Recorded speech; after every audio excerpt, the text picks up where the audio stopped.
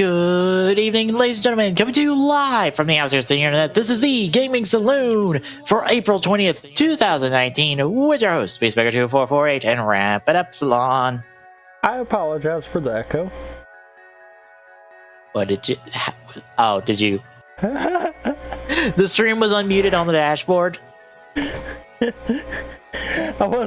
wasn't on the dashboard, I was in the app. I forgot I've got that to not mute. That makes sense. Oops.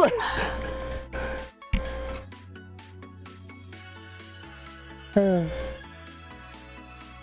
just gonna be upfront, folks. I'm gonna love how Geo is going to piss off the entire fucking community with the next week's episode, which coincidentally is the final Heisei era episode.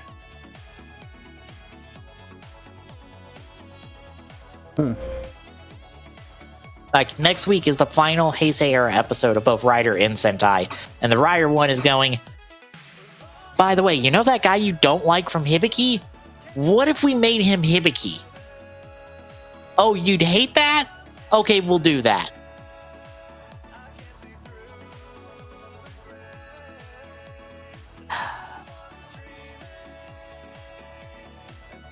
It is the dumbest shit in the fucking world.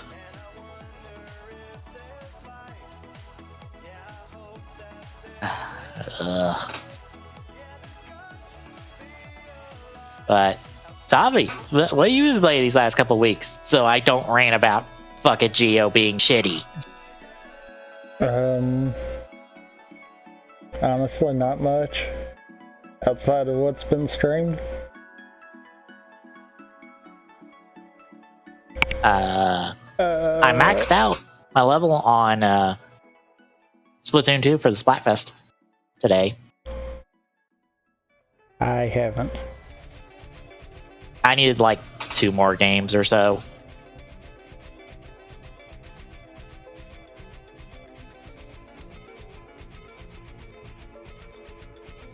And I re-rolled every single piece of equipment I had that was 3 slots and didn't have a repeated skill. How'd that work?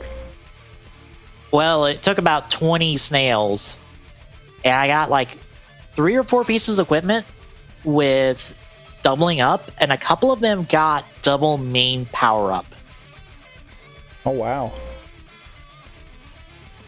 Yeah, a couple of them turned out like really good. Just rolling the dice and seeing where it lands. It's just like, hell yeah, I'll take this.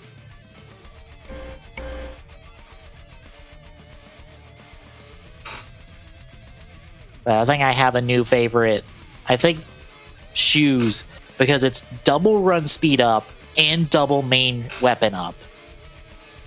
Holy crap. Mm-hmm.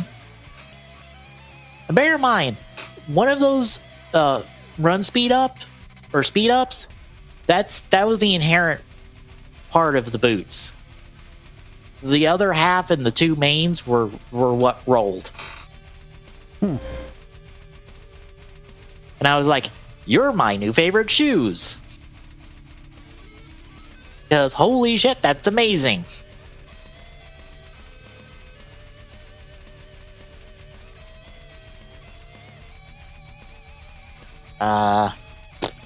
I got my Tetris win.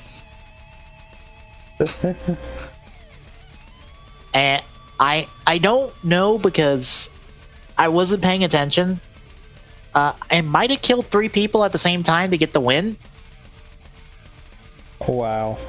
All I know is when I was looking at the standings, 2nd, 3rd, and 4th I killed. So I don't know if I killed them all at the same time or I killed 4th and then killed 3rd and 2nd at the same time.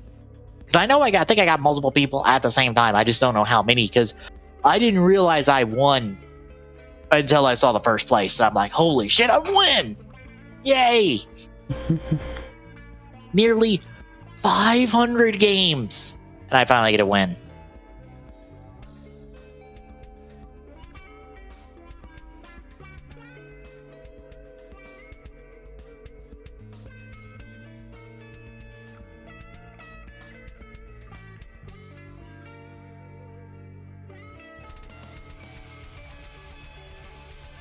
Yeah, now I can just play Tetris 99, however, because it's like, I got my one win. I don't care. All I wanted was a win.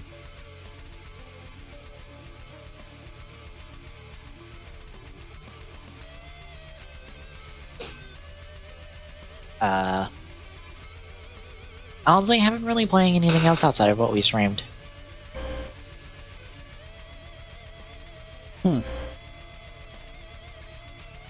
I do enjoy playing as Joker.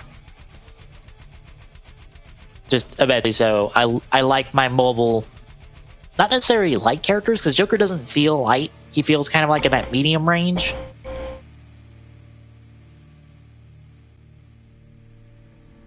But I like playing as him. I enjoy his moveset. And I enjoy the counter stuff, even though you only really can use that against people because the AI reads your inputs on counters and refuses to attack you. I'm sorry. Counters are the stupidly hardest thing to pull off in Smash because the AI will recognize you do a counter and the millisecond it knows it sees that input, just doesn't attack. Ever. Doesn't matter what it's doing. It refuses to do it. And they will even, like, wait for the frame they can attack you out of the counter and do it. But of course.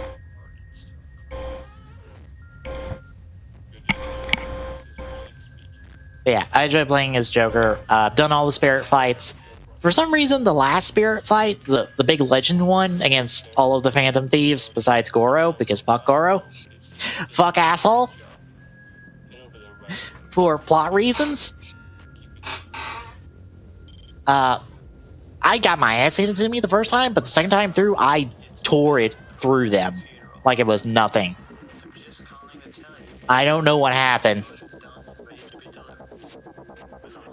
I didn't really change I didn't change characters, and I didn't really change up my spirits that much. Because I did them all as Joker.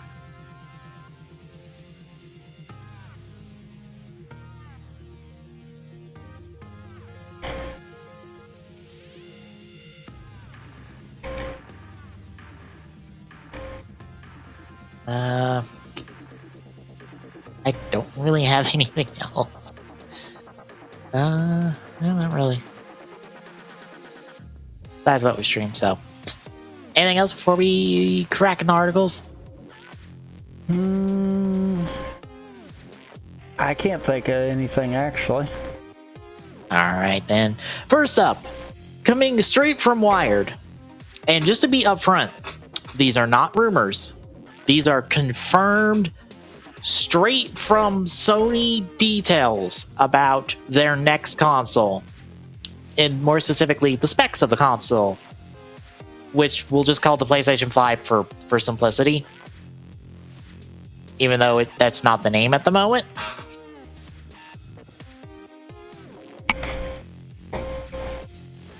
I'm sure. But I guess the highlights of this are we have a 3rd gen AMD Ryzen line based CPU, 8 cores, custom variant of Radeon Navi's family with ray tracing for the GPU. We have a solid state drive installed, and we are looking at load times that for specifically Spider-Man, to give an example, is that's the example given, going from 15-second load times to an 1/8 of a second load times.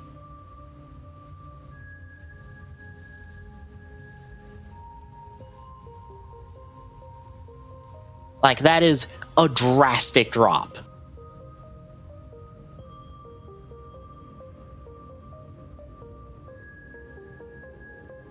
They did go on, I don't think it's covered in this article, but in a separate article that I've seen circulated, they did talk about the price a little bit, but in vague terms that it will be approachable. So I guess they're going, we're not going to give you another PS3 situation at launch.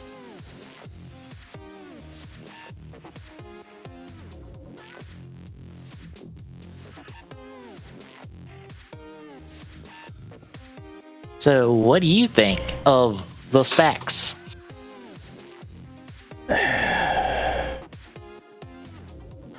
I feel like you can look at specs all day long, but it won't make too big of a difference, actually. Because, okay, yeah, this could be the most powerful console in existence. Is it going to have the games that are actually going to be able to utilize those specs? I mean, I'm not even talking about, is it going to have console-specific games that are going to justify buying it? Just, is it going to have any games that are going to be capable of utilizing these massive specs? Well, apparently, we got a hint, hint, wink, wink, nudge, nudge that Death Stranding, the Kojima game, will be on this console. It will be a cross-generational game. And considering they had... Okay. Here's the issue with that, though. Cross-generation game. Meaning that it can technically run on the previous consoles that are not as powerful. So that still is not going to be utilizing the console to its most. It's not going to fully utilize the console. Yeah. And it's one of those, it's like, okay, that is an issue.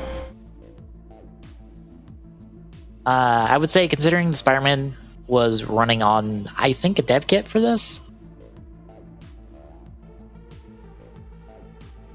I want to say they did the demo on a dev kit. I would assume Insomniac is planning on doing Spider-Man 2 on this PlayStation 5. I could see that. But at the same time, I'm also, like I said, looking at a cross-generation one, the biggest actually glaring point that I can point to right now is that's been recent is look at Breath of the Wild. I feel like in terms of the Switch version, it got hindered because it was a port. And I feel like that's going to happen with a lot of cross-generation titles. Yeah. It's one of those, if we have no real reason for the new tech, why are we pushing right now? Because Microsoft is going to be announcing their next-gen Xbox in 2 months. I get back to the exact same point with them. Look at how long the PS3 and 360 ran. There was not a need for improved tech. Here, both consoles already have an upgraded version. Why do we need a new console right now? I think it's because Lifecycle says it's time. Okay. And I think we've done proved that Sony and Microsoft play by ear on Lifecycle. Yeah. Like, Nintendo's the only one that's still been just procedurally doing it, and I have to wonder if Nintendo taking a page out of Microsoft's and Sony's book with the whole we're gonna release a more powerful version of the Switch might be their way to say that the Switch isn't going anywhere anytime soon. Oh, hell no. Like, this might be the first console that possibly has Nintendo at the point of, you know what, let's just back up and not fool with consoles for a bit. Yeah, like, the only thing coming out of them is probably the mini version, because I think they've confirmed that a pro version's not in the works at the moment. Or at least it's not going to be this year. So if anything, we'll be getting a Switch Mini, but no Switch Pro. A Switch Mini that straight up confirms the Switch killed the 3DS. I believe we've all accepted that, but Nintendo refuses to say those words. I honestly feel like with the Switch Mini, that's going to be Nintendo's straight up, yes, the Switch is now the 3DS successor. I was about to say, as I've done the releases, you want to know like how many games are in the future for the 3DS right now? Probably like one. One for North America, 3 across the whole damn world. Or actually, no, 2 across the whole world, actually. 2 games. And this list goes into June. I mean, what I would honestly like to see is us get some of the newer 3DS titles possibly ported to the Switch. Because let's be completely honest, they could, in theory, port any DS or 3DS title to the Switch. Mm-hmm. Very easily, might I add. Well, the only part would be like making sure to integrate like all the touchscreen stuff. Since you're going from 2 screens to 1 screen. Okay. That's going to be most of the work on the ports. Is that. But that's, depending on the game, that's a minor thing. Yeah. Because honestly, look at Link Between Worlds. The touchscreen stuff's nice as an additive, but you don't have to have it. Yeah. I mean, I feel like that would kind of be a thing to pull off. Mm-hmm. Especially if they're treating the Switch as the successor. Like, if they're fully embracing that, then that's what needs to be coming next. Mm-hmm.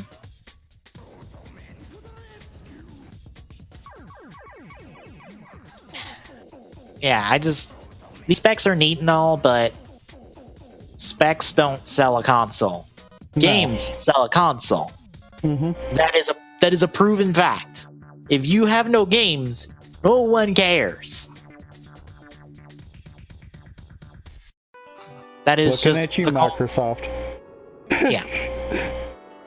That is the cold hard fact that has been proven for years. If you do not have things to play on your system, on your platform, no one will support your platform because they have nothing to play.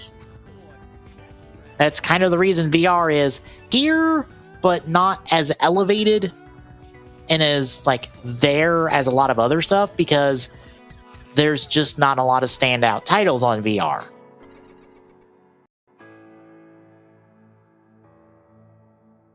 Like, to quote Giant Bomb from a few years ago when they were doing an Oculus stream, the tech's there, they just need games. And until they have like a lot of standout, really good games on VR that really make people go, yeah, I want to buy this, like $300 headset? Yeah. And the $1,000 computer to go along with it. Yeah.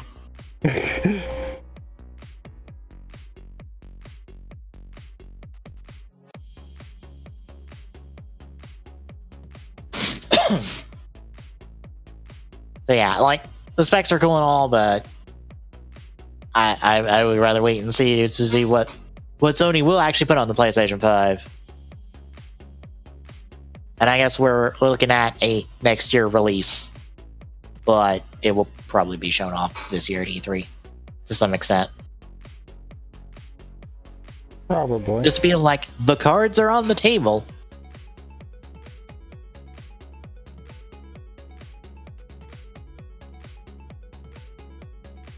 Also, just to put the life cycle perspective in reference, both the Xbox One and the PlayStation 4 have been around for 6 years. The Switch has only been around for 2. Yeah.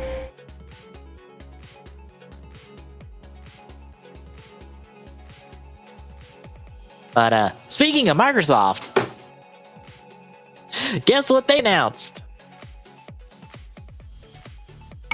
Is it a thing that doesn't take discs anymore? Yep. Say hello to the Xbox One S All Digital Edition. Or, they could have just been clever for a change and did like I did in the bottom down there. Call it the Xbox One D. Yeah. I mean, to be fair, it would fit. Also, why is it an S and not an X that they're doing an all digital version with? Because of the price point. Like, I honestly feel that's the thing.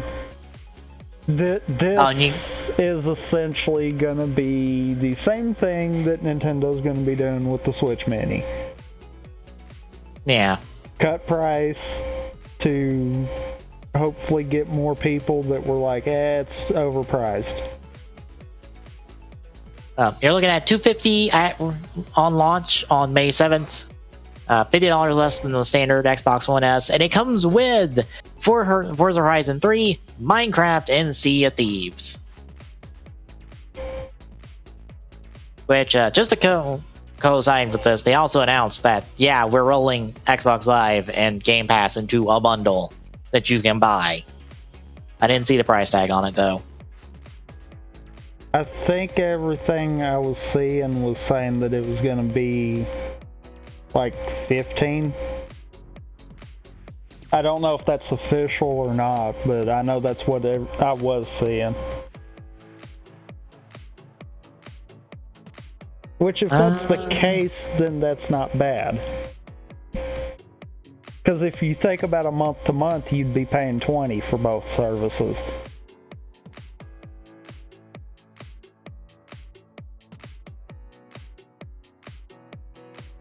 Yes, Xbox Game Pass Ultimate.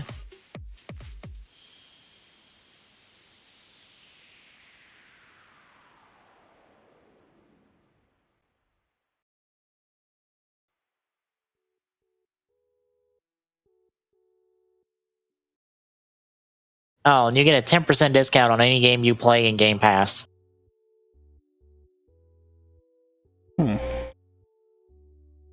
$15 a month. And it will launch sometime this year. Probably alongside whenever they decide to just put Xbox on everything. Mm-hmm. Which, I'm sorry, Microsoft can say they're not going to all they want to, but they are going to.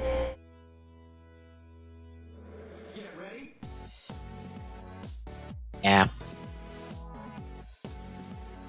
I think, yeah, this has been a thing for a while, so we kind of all saw this coming. But we have better news and more interesting news. The schedule for SGDQ 2019 was released.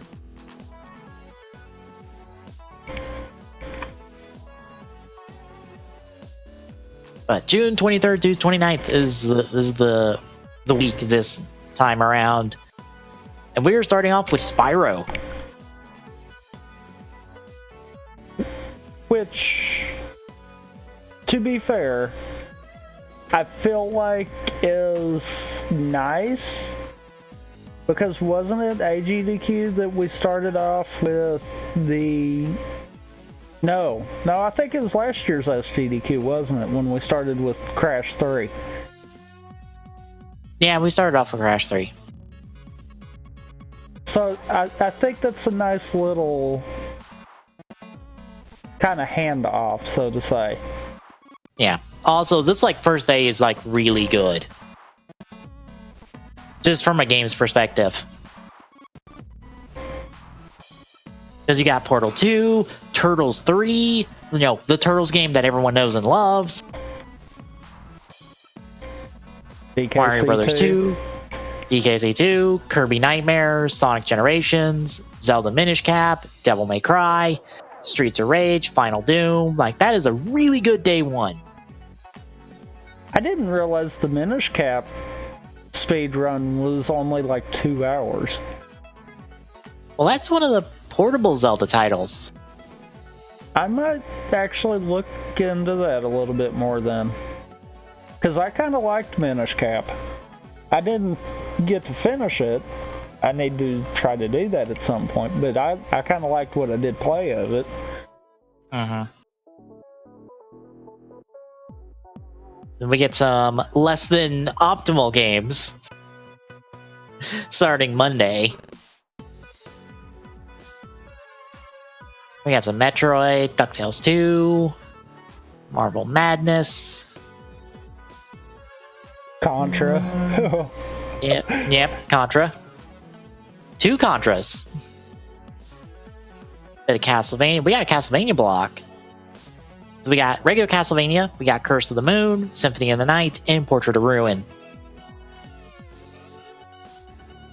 We also got Prey, all main quest, Titanfall 2, bonus game, which I need to find where the games list is, because that's where the bonus games should be listed. I don't know what that one could be in that spot, though.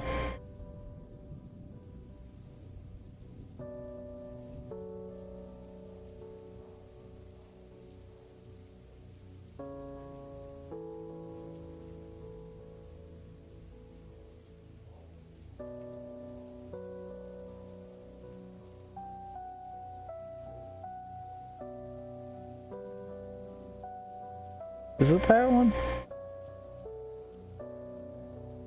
Alright, here's all the bonus games. You got a link? Badoop. We got Mario Brothers 3, 80%. Yeah, we have an 80% All Fortresses race for Mario Brothers 3. Which I know about that one. But that's going to be late. That's not going to be right there. Okay. We got an Ocarina of Time, 80%.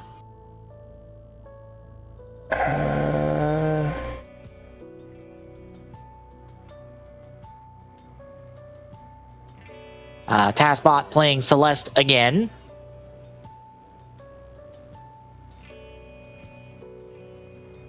I wish this was sorted by game initially,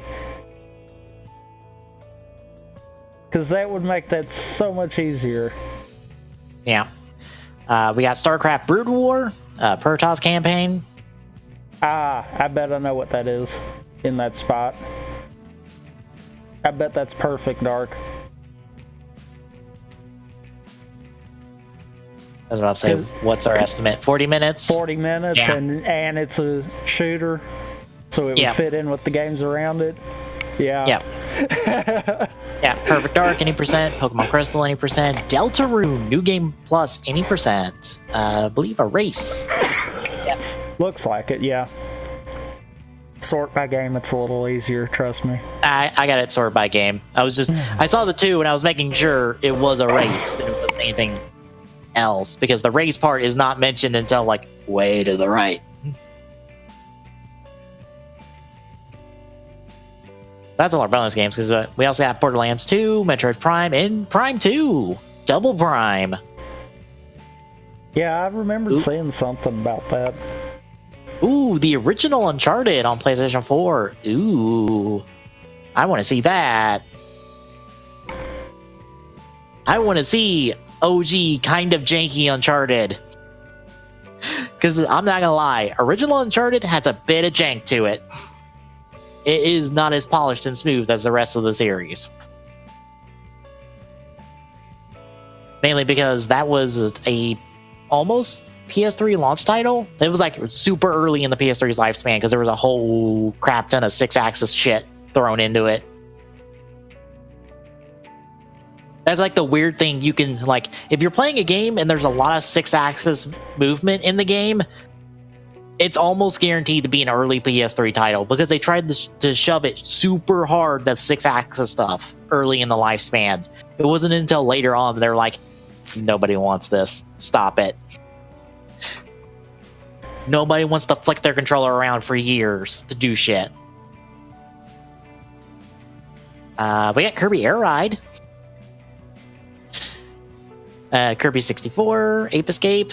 Hey, Crash 3 is back. With a raise.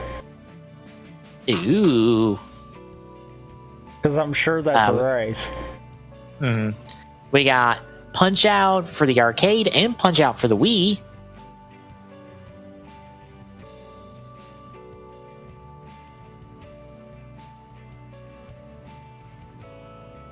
Then we got Crystal 80% glitchless, and I assume the bonus category 2 is...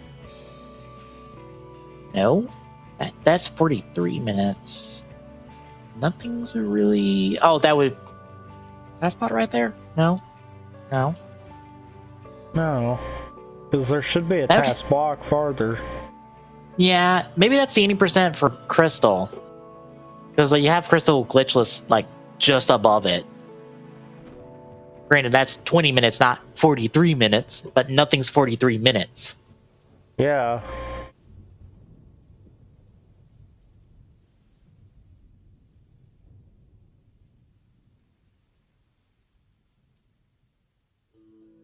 We also have a Zelda randomizer.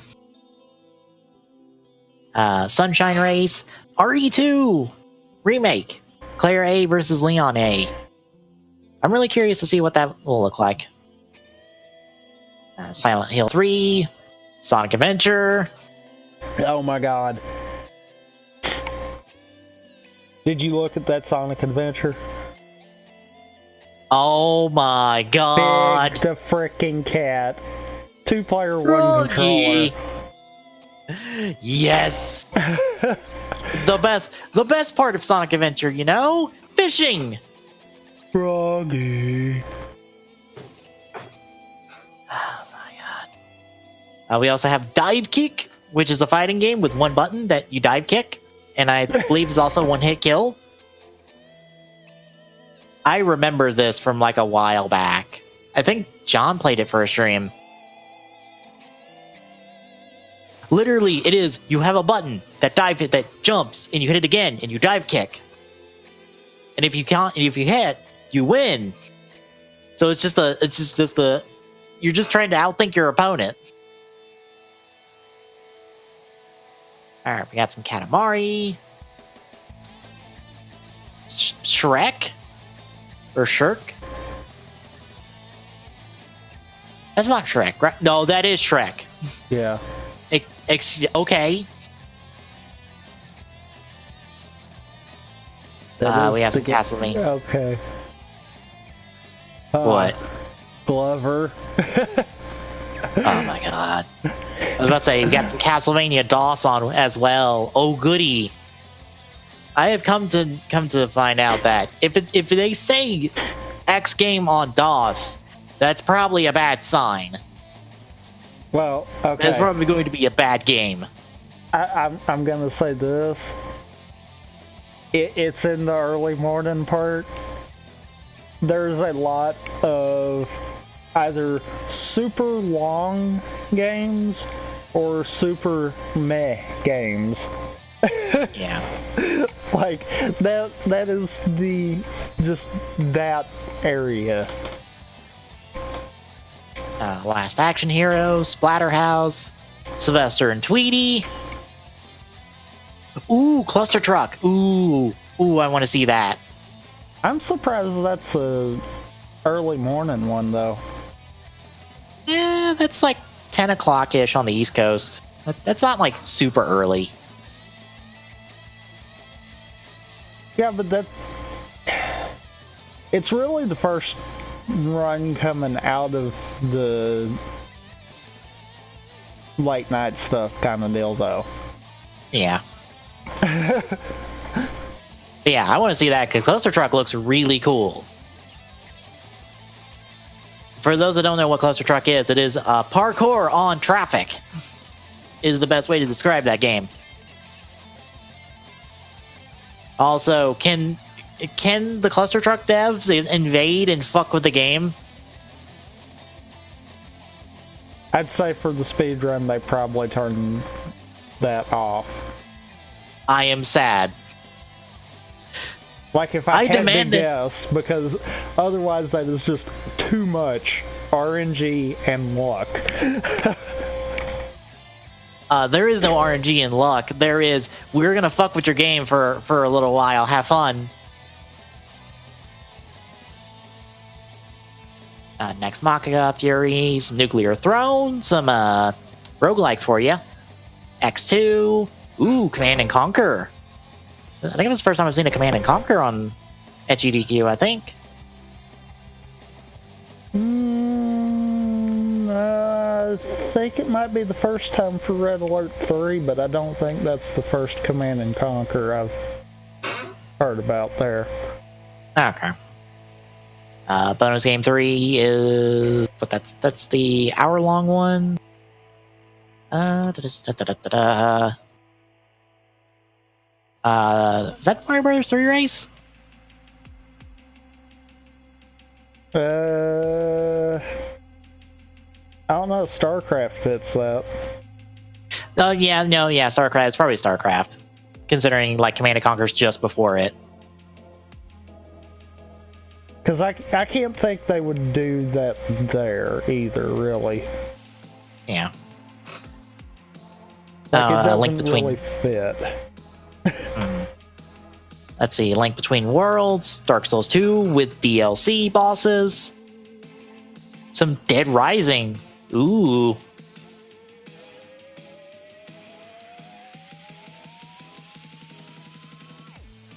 A bunch of random stuff in the morning. Hi, Chip and Dale. Hey, Turtles 4.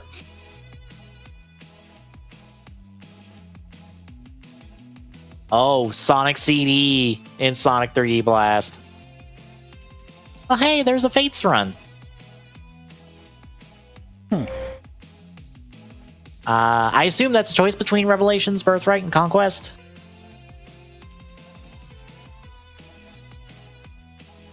I'm curious on that because, like, all three of those runs have to be pretty different. Because Birthright has the ability to do a bit of grinding if you need to, while Conquest can't. Like, it's more just you go from mission to mission. I think Revelations is a mix of the two a little bit. Although I think it is more mission to mission to mission. KH3, 80% beginner. I don't know why it's a co-op relay, but I also don't know why it's 4 hours.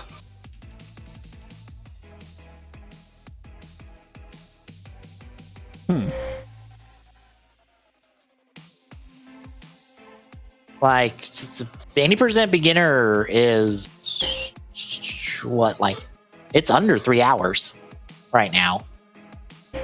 Okay, right now though. What about, where was it about the time submissions were going? When was submissions? I don't honestly know right offhand. Like, I don't know when they closed, because that's a good question.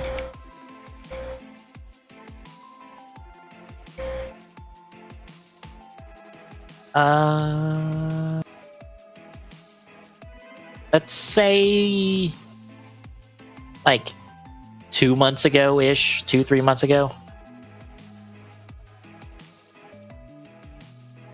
Let's see.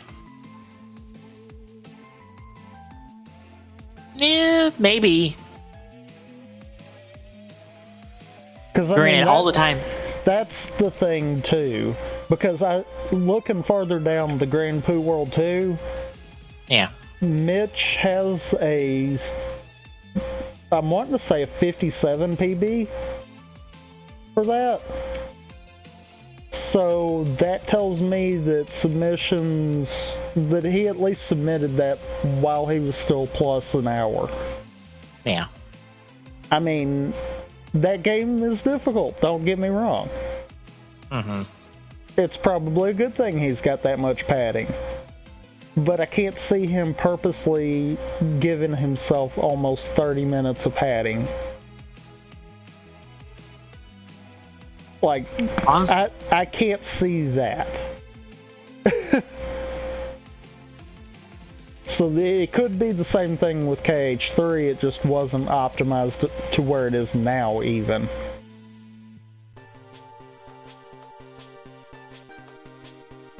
Either that or maybe their stipulations for the co-op might be what's added to that. Maybe? Okay. I need to relook at the times because there's real time and in-game time. One of them has a 3:25 real time. Let's see. Crispy. For fuck's sakes. Crispy is a 3:25. This is my last one. 10:10.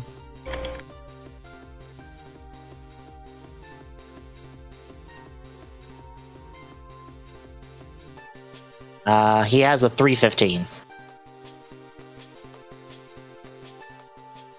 Okay, but go in there and show obsolete runs.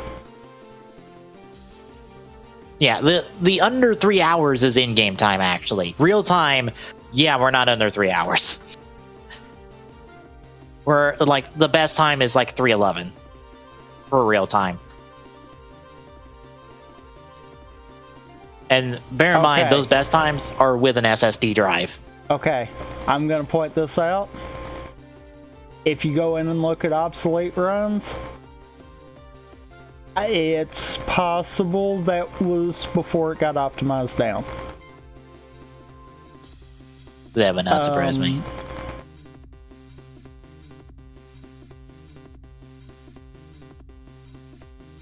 Yeah. Because the game's only been out since January, so...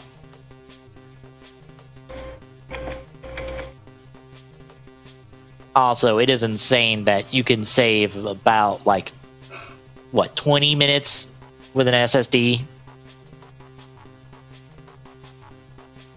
Because Crispy's worst time was a 3:43.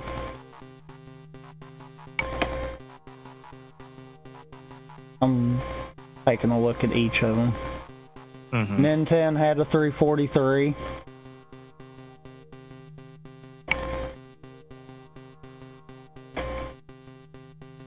And Mistmaster's only time is a 3:25 that's submitted. So, yeah, that was probably because of that, if I had to guess. Yeah. That run probably will not come close to estimate. Yeah.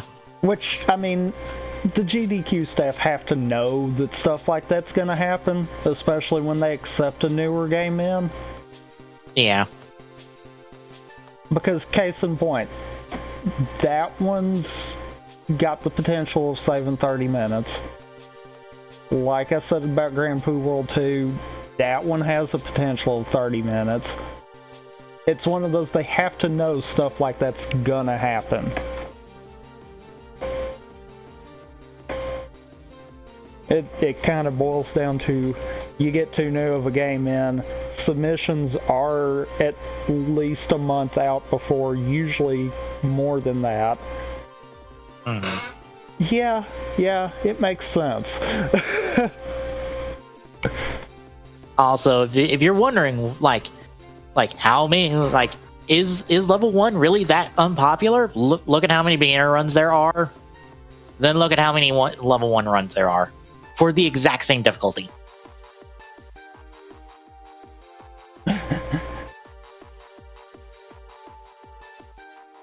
Like, no one really is running level 1 because level 1 is not fun. It's not enjoyable.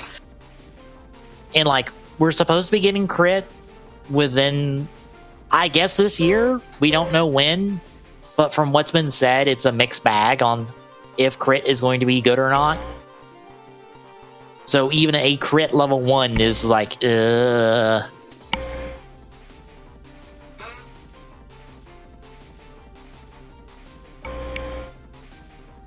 Also, I feel bad for Mitch. Like that's all I've got to say. Oh, For those that don't know, Grand Poo World 2 is built in the SMW engine. oh. The All Forts is going to be the bonus game 4. I can almost guarantee that. So he's going to have to go from SMW physics to SMB3 physics, and whoo boy. Like, I honestly feel bad for him on that. Yeah. Then we have a Super Mario World blind relay race. And you know, now that I'm thinking about that, I also feel bad for Pooh. Because he's going to be having the reverse. He's going to be going from SMB3 to SMW. Wow, they both just got screwed on that one. Yeah. Mario Kart Double Dash, Galaxy 2, some Sly Cooper, some Star Fox 64, hell yeah! In the early morning. Yeah. Diablo 2, Quake, Half-Life, Half-Life 2, some Minecraft. Is this their first Minecraft run? I'm sure it's not, but... It might actually be.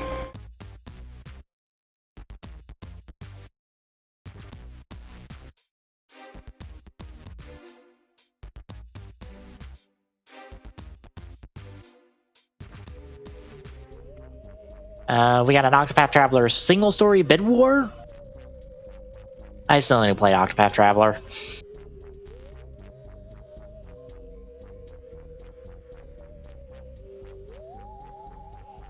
Some Rockman 4, Mega Man 3, Mega Man 11, Tetris. You know, now that I'm kind of thinking about it, that's odd that X2 is on a completely different day than 3 and 11. Yeah, that's a bit odd. I would have figured they would have just wrapped that into a Mega Man block. Maybe a timing thing? Maybe.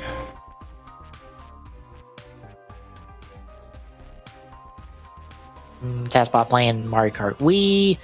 Taskbot playing Celeste for bonus. Dark Souls all bosses. Breath of the Wild again. Nice. Majora's Mask, 100%. Couple of Metal Slug games. Some Tomb Raider. Some Transistor. That's free on the Epic Game Store right now, I think. Huh. Let me actually crack open the Epic Game Store. Because I saw that was going to be free, and I'm like, yes, I want to download this. Because holy shit, what do I want to play this? Because it's from the same people who did Bastion. Yeah, it is. Until May the 2nd. Alright, good. I'm going to grab that.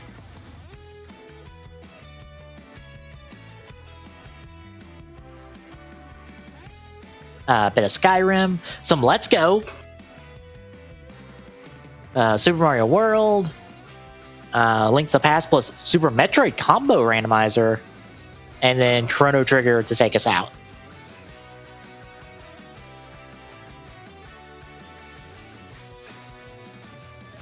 Yeah, pretty good schedule overall.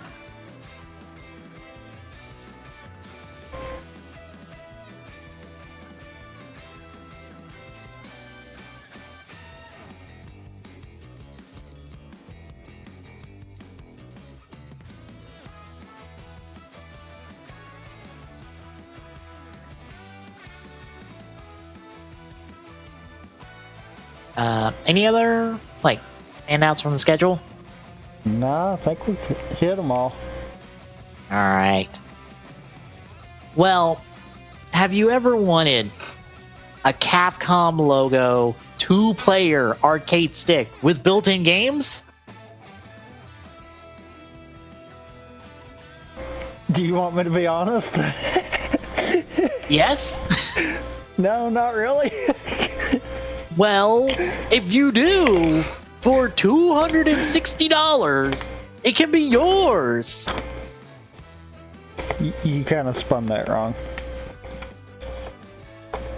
You should have been like, if you do, you can get it for the low price of $260. Yep. But it is 30 inches in length, 9 inches in width. They don't say the height, but it looks a bit tall. Even though I think that's a render. I don't think that's the actual arcade stick. Yeah, that's a render. I think. I want to say that's a render. I don't know. It looks like a render. It doesn't look like the actual thing. But it still looks pretty tall. So this is a big, beefy piece of shit. Oh boy.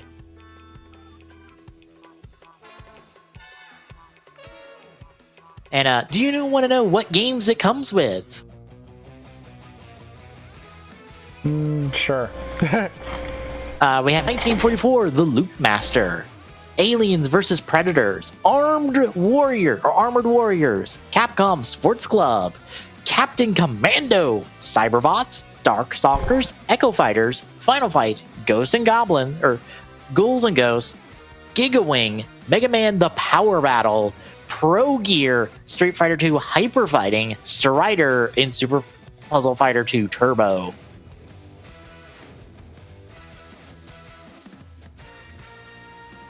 This is a standout list of stuff. I'll tell you what.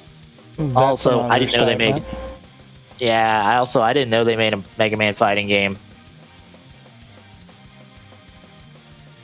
Because that's a Mega Man fighting game.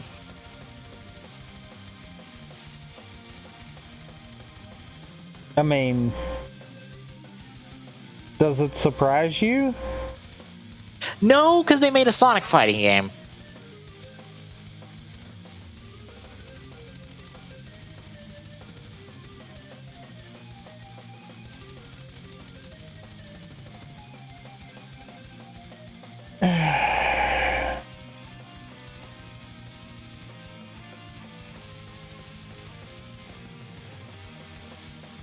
This is not very appealing, is it?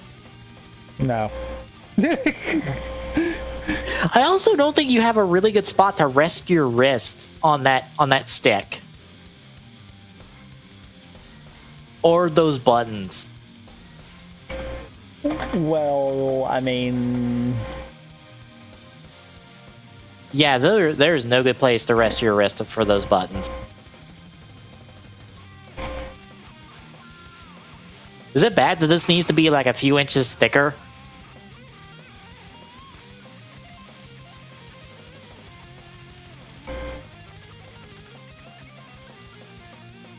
Also, I love how none of these buttons are labeled.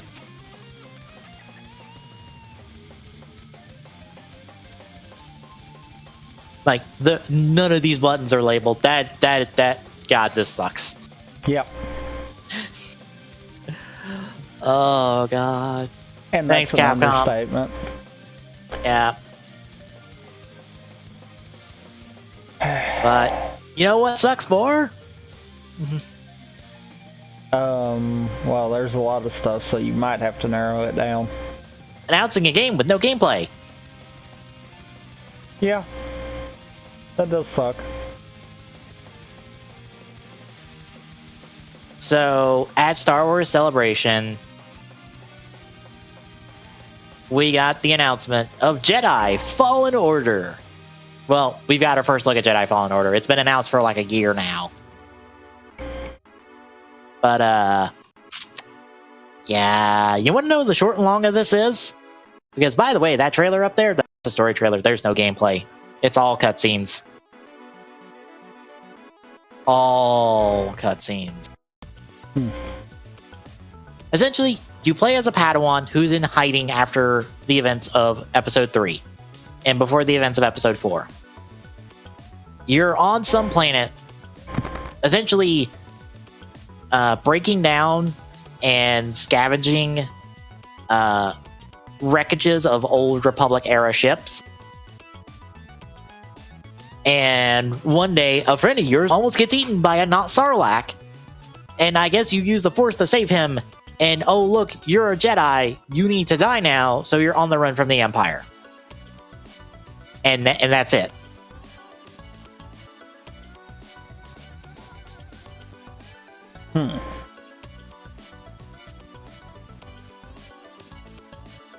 Like that is the short and long of, I believe, an hour talk on this fucking game. Other than that, I think it's a third-person action game. And there's probably wall running, because this is from Respawn. So, you know, Titanfall, Apex Legend crew.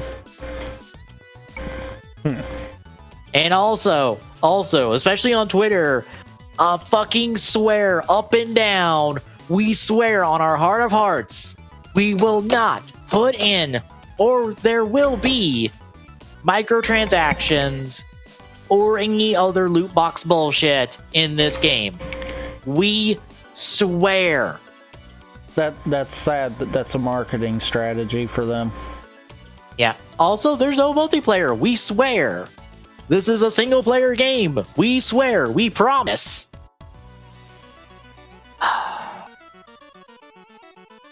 Okay. Like, so I've got two problems then. And one of them's kind of a double-edged sword. Alright. The one thing is, they're coming too far out with all this information. They're gonna screw up. They're gonna do the opposite of what they said. It might not be at launch. It might be a few months down the road, but they're gonna screw it up. You wait. But the other thing that's the double-edged sword is the fact that it's not gonna have multiplayer. Yep.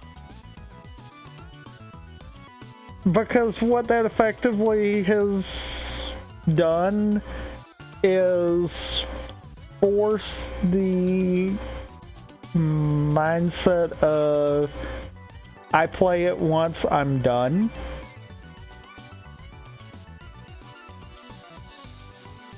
And there's not really a reason to keep going back. I'm okay with that, as long as the experience is really good. I am, but I'm not at the same time. If I get a game, I want to feel like I've at least got the $60 worth out of it. Yeah. The story does need to be important. They need to have a focus on that. Not a, it's only gonna be single player.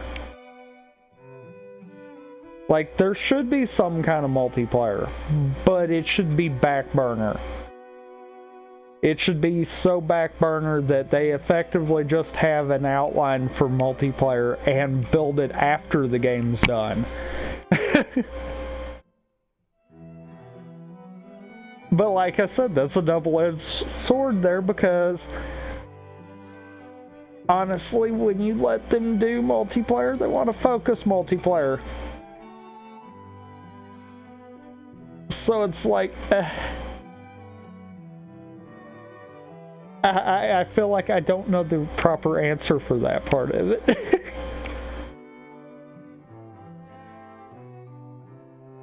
Also, do you want to just have a what the fuck EA moment? Oh, that's every time that we deal with anything of theirs.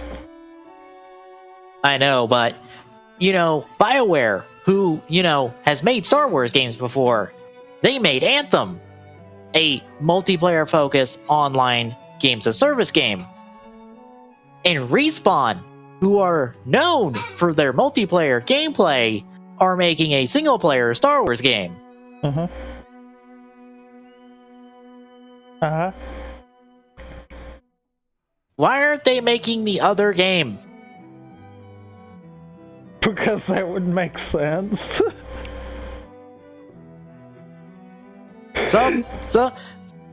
Somehow, somebody's working on the wrong project here. I feel like someone at EA needs fired. Also, the really stupid thing for me, because, you know, EA is all about Frostbite in all their games. All of their games, including their sports stuff. Just for reference, folks. This is not going to be running on Frostbite. This is going to be running on Unreal. Why? Why are you now all of a sudden deciding, oh, not everything we make needs to be Frostbite? Is it because Frostbite is terrible for the things that it's not designed for? Which is a confirmed fact because of the reporting done on the development of both Anthem and Mass Effect Andromeda? Is it because it's terrible to develop for Frostbite if you're not developing a shooter? Because I refuse to believe that BioWare had a choice in the matter about developing on Frostbite, considering how much hassle they went through to develop 2 games on Frostbite that were not designed to be developed on that engine to start with.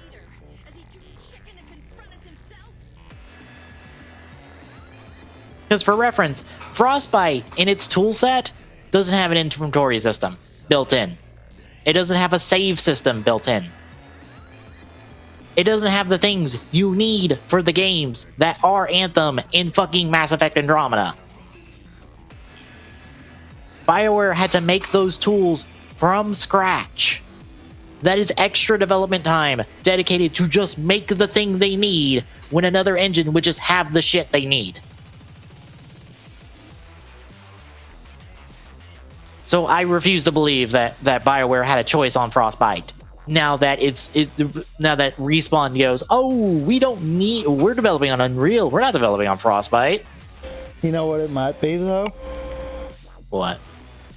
The backlash because of Andromeda and Anthem. I would not be fucking surprised. It was probably a case of, do we force Frostbite again, or do we cave to the criticism?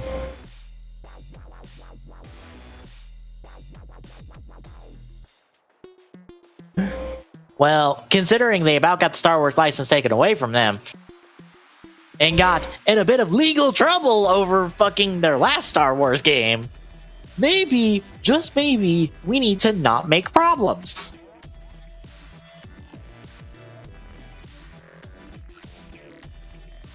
Oh, by the way, no gameplay. This game comes out in November.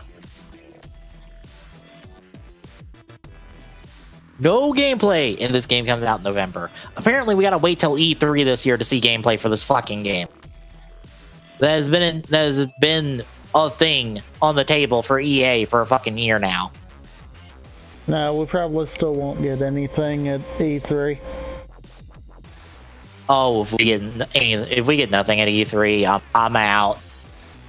We'll probably get like, nothing I'm already at on E3 except for probably some more concept art. Oh, fuck's sakes. To then find out that, oh, it's getting delayed.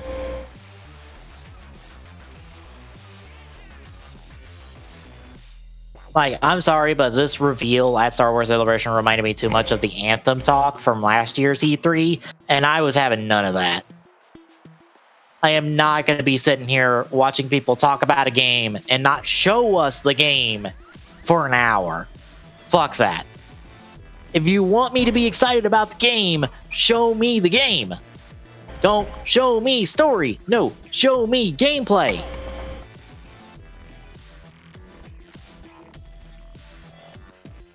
Oh, but the gameplay is so good, you can completely tell that from this concept art, right? And our vague descriptions of the gameplay while we're at it. God. Uh-huh. Uh-huh.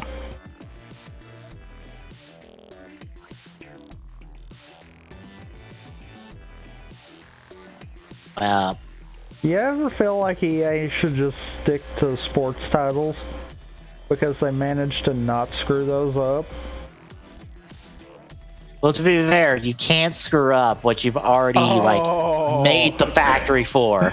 Oh, You're giving them far more credit than they deserve. I know. Like, we've automated the process. How can anything go wrong?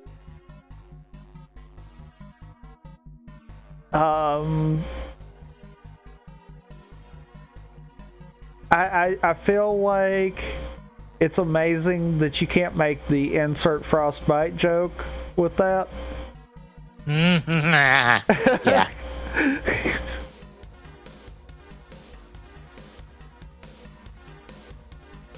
Honestly, I think I made those Frostbite jokes when I was doing the commentary for the EA press conference for last year of just like, only on Frostbite. Yeah, probably. I legitimately made that joke because I'm like, yeah, everything here runs on fucking Frostbite because it's your only, because you refuse to let anything else in your goddamn company run on any other engine, even though Frostbite is a pain in the ass. Well, I mean, you know, Microsoft and Sony can say their consoles, and so can Nintendo. So they have to have something that's directed to them, right? You have Origin. Yeah, but no one uses Origin. I wonder why. It's almost like it's a bad platform that nobody wants to deal with. It's almost like EA's a bad company that no one wants to deal with. And nobody wants to be bought by because, oh, they have a bad history of that. Oh.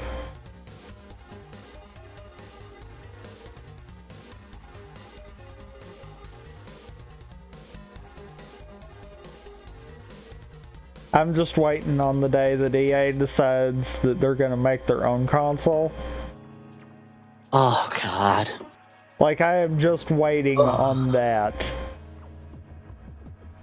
I don't want to think about that. I do not want the day that EA gets a hair up its ass and be like, we want to get in the console game when, like, somebody drops out or, like, well, maybe we can. Maybe if we put out our own little fucking streaming service box. Oh, God. And that's exactly what it would be. Now I'm kind of hoping that Google fails on theirs. Because otherwise EA's going to follow suit. Because,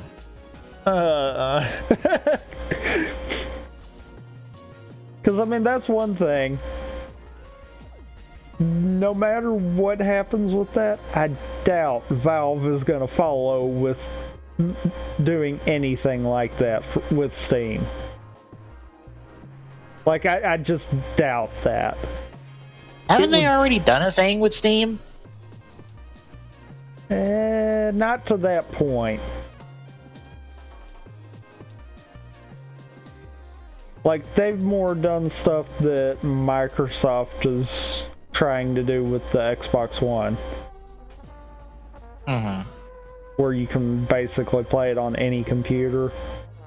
Yeah. Yeah, they've more done stuff like that. Not Google's levels of you can stream it from our servers. Well, I thought, like, Steam has made a box that you could hook up to your TV for stuff.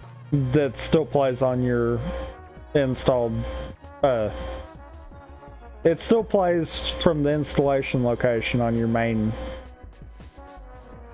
PC for it. Okay, so it's just a streaming box from your computer. Right. It's essentially a it's a Chromecast. Yeah, to put like a it Chromecast. in simple terms. Yeah. Fuck. What is that service I had on my TV in college or at the dorms? I can't remember the name of it. It was some type of like program that you could like stream like stuff from your computer to the TV.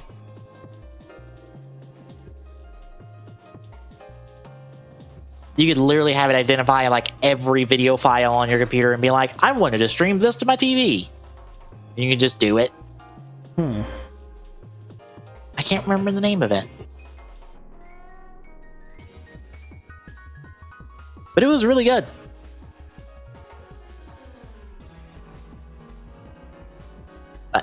Shall we talk releases? I guess we shall. All right. We're going to kick things off on the 22nd. We've got A Chair in a Room, Green Water for PlayStation 4, Ding Dong XL for Switch, Jupiter and Mars for PlayStation 4, Roblox for Switch, and the fuck is this word? Zero Petition? What? I have no idea. Zero Patine Invasion for PlayStation 4 and Vita. Whatever. On the 23rd, I'm just going to truncate these two into one. Episode 1 of The Fate of Atlantis of Story Arc 2 of Assassin's Creed Odyssey for Xbox One and PlayStation 4. We also got Beyond Enemy Lines Covert Operations for Switch, Dragon's Dogma Dark Horizon for Switch, and Mortal Kombat 11 for Xbox One and PlayStation 4 in Switch. And I believe PC as well, even though I don't do PC releases because fuck coming through all that bullshit.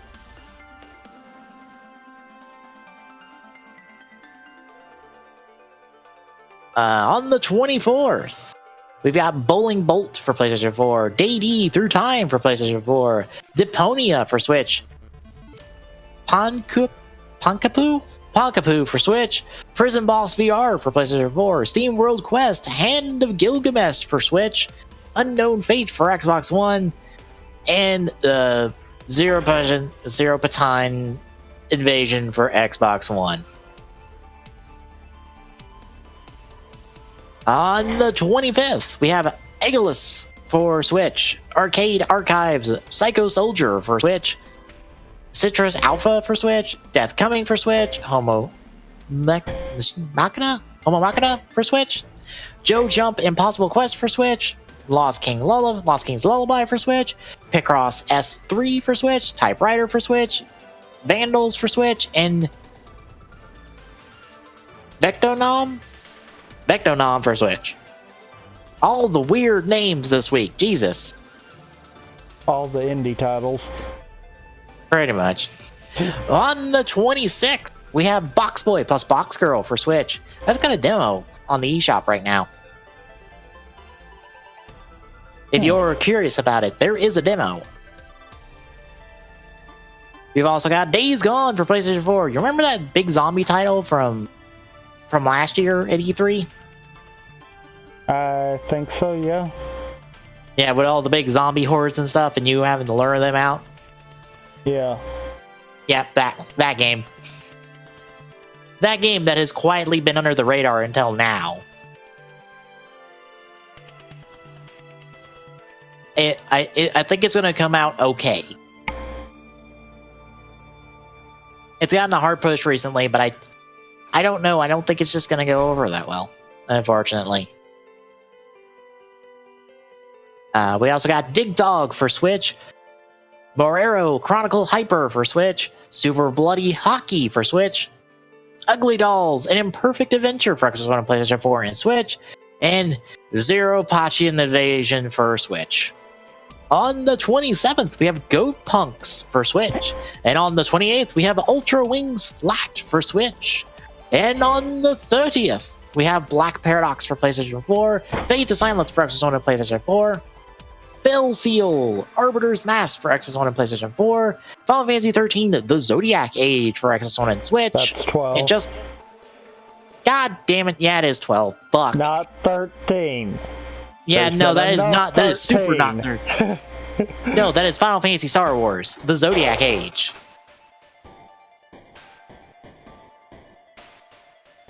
Yeah, that is 12 on Xbox One and Switch. That is a good Final Fantasy game. I think.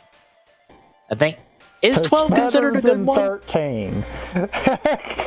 Well, it's the one before 13. So it has that advantage. I want to say the only main problem with people, or the only main problem with 12 for a lot of people, is just your main character isn't like really connected to the plot. In reality, he was kind of thrown in there just to be there, because we didn't want Ash to be the main, or we didn't want the princess to be the main character. even though it's really per story, which I find dumb. It's like the one thing they get wrong about the Star Wars parallel they're doing is they forgot to make Luke important.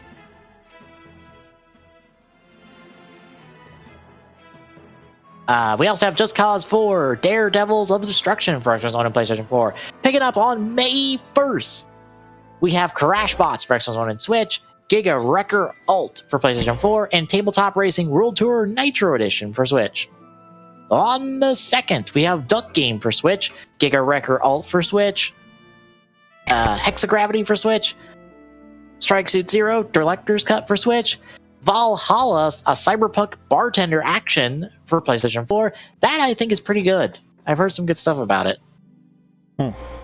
Essentially, it's a noir-esque text adventure game where you are a bartender in this kind of like cyberpunk noir-esque setting. So you're making people drinks and getting their story and helping them out by giving them advice as a bartender. It looks pretty cool. We also have Venture Kid for Switch. On the 3rd, we have Black Paradox for Xbox One and Switch, Giga Wrecker Alt for Xbox One, Helmut the Badass from Hell for Switch, Shadows of Adam for Switch, and Extreme Club Racing for Switch. And that is all our releases, with Texas Quick Draws in mind. I literally had nothing. So I thought I'd give a shout out to the Soto Pop podcast that name dropped me because I comment and talk to them about certain toy stuff. For those that don't know what this podcast is mainly dedicated to the 4-inch candy toy stuff that Bandai does for Rider and Sentai. Specifically, as you can see in the recently, they dropped or they talked about the blog post from this week, because in the blog post on the Candy Toy blog, they focused on Shinobi, because that Shinobi's End is coming out soon. So just showing him off. And also, by the way, we're totally going to do Hatari from the Shinobi special, so don't worry, we will do his secondary rider.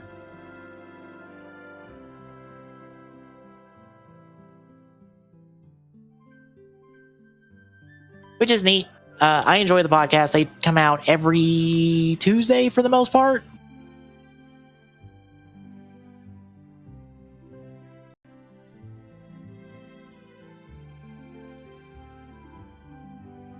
Article or the one blog post. So check it out. It's on YouTube as Sotopop. It's on Twitter as @DieSotopop, because some 80-year-old grandma has Sotopop on Twitter.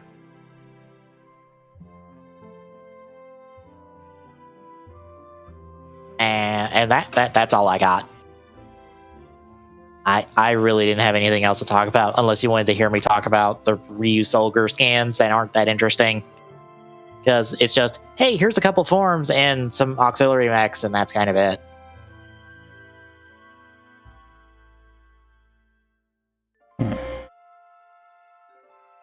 But you don't have a quick draw, correct, Tommy?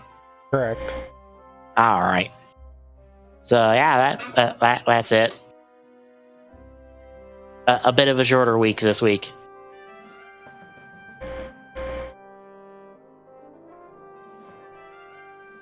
I think I will be doing Ace Attorney on the Wednesdays for a while.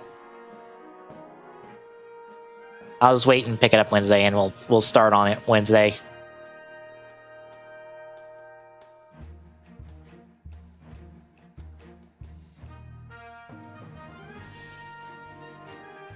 But got anything else? No. All right then. I'll be doing that and continuing Paper Mario 1000 Year Door on Thursdays. The usual stuff on the Friday and Saturday. Anything you're doing specifically, Tommy? Possibly tomorrow I'll be doing something over on the Rampant Runs channel. I don't know what yet. And I think I might try to do the stuff I was planning to do last week, but this week instead, so. Which will be more than likely a link to the past randomizer on Wednesday with some Daggerhood Thursday before the marathon run and then the marathon run.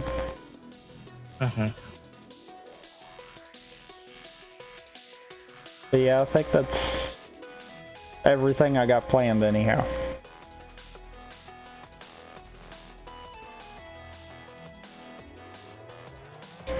So, we will see you then, folks.